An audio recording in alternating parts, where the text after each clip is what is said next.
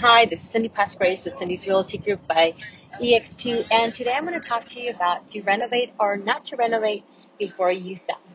All right, so when thinking about selling, homeowners often feel they need to get their house ready with some remodeling to make it more appealing to buyers.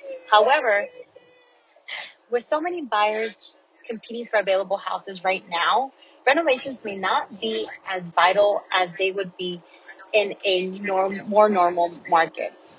Here are two things to keep in mind if you're thinking of selling this season. So the first one is there aren't enough homes right now for sale.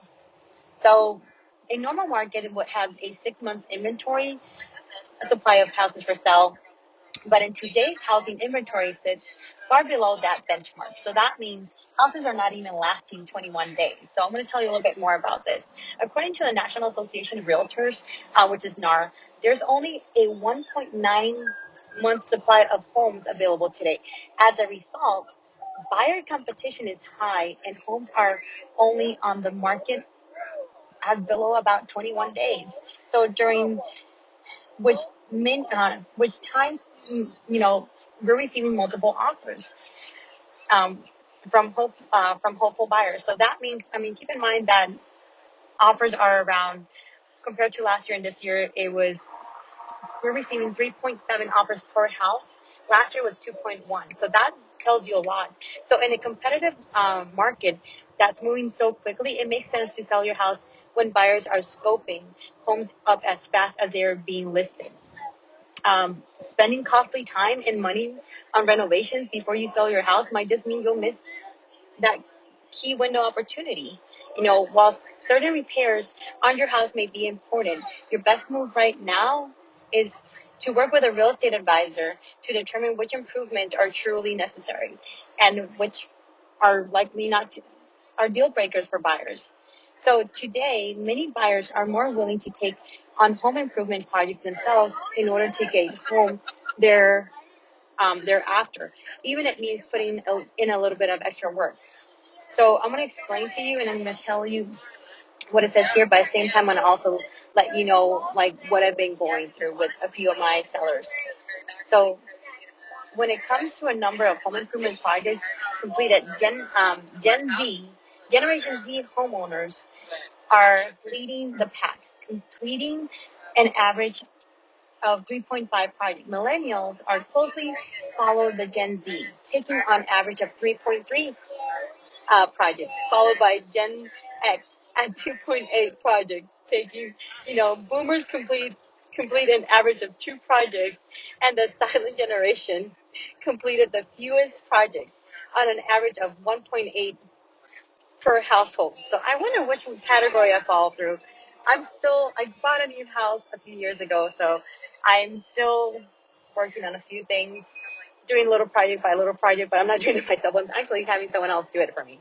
But compared to 2019, millennials are spending 60% more on home improvements and doing an average of 30% more projects. So tell me a little bit of what category you guys fall onto.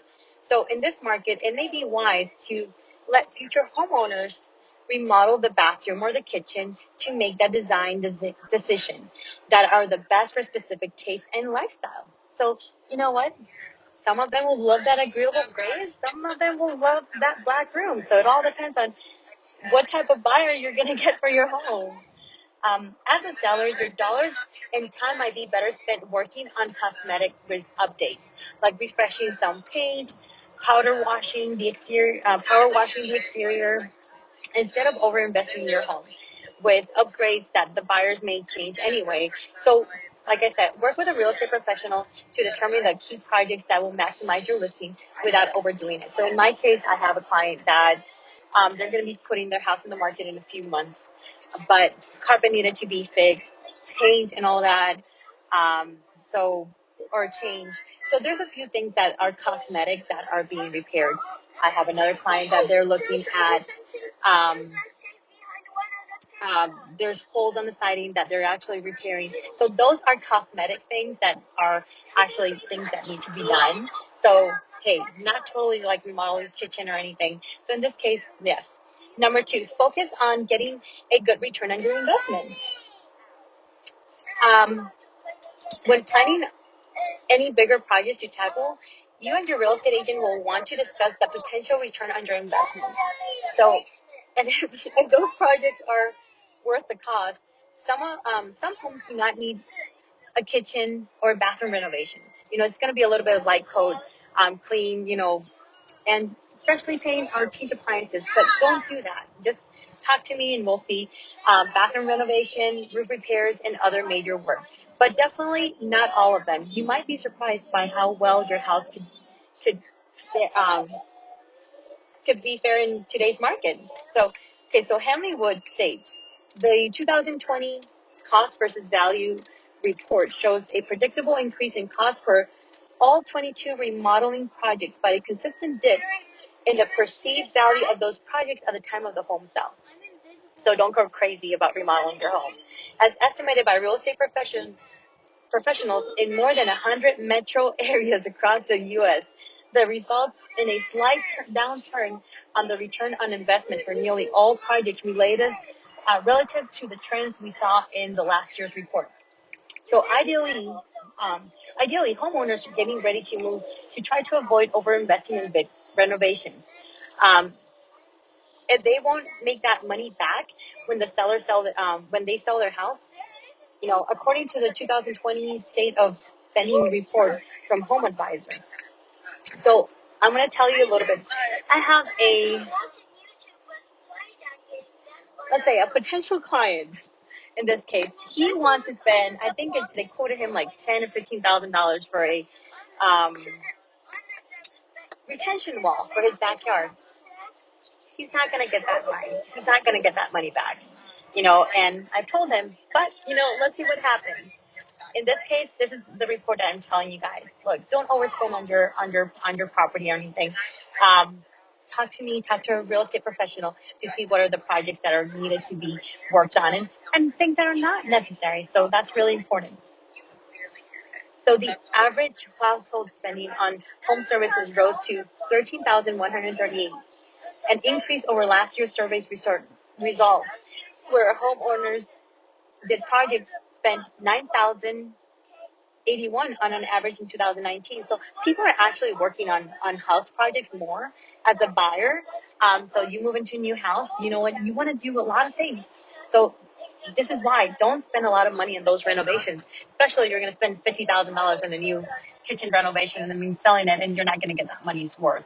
So like I said, you know what, before you renovate, contact a local real estate professional to see what's the best course of action. Don't go crazy renovating because you don't have to do that. It's fresh paint. I have a list of things that you guys can go through and all that. But you know what? You may find out that putting your house on the market as is will help you sell quickly.